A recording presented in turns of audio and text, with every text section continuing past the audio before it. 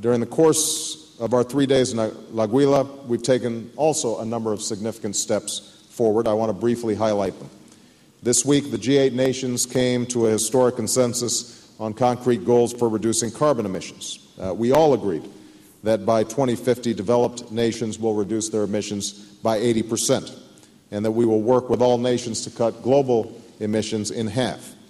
This ambitious effort is consistent with limiting global warming to no more than 2 degrees Celsius, which, as our declaration explicitly acknowledged for the first time, is what the mainstream of the scientific community has called for.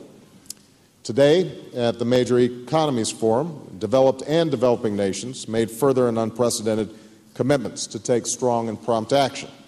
Developed nations committed to reducing their emissions in absolute terms, and for the first time, developing nations also acknowledged the significance of the 2 degrees Celsius metric and agreed to take action to meaningfully lower their emissions relative to business as usual in the midterm, in the next decade or so. And they agreed that between now and Copenhagen, they will negotiate concrete goals to reduce their emissions by 2050. We also agreed that the actions we take to achieve our reductions must be measurable, reportable, and verifiable. And we agreed to establish at the earliest possible date a peak year after which overall global emissions will start falling. And these are all very significant steps forward in addressing this challenge.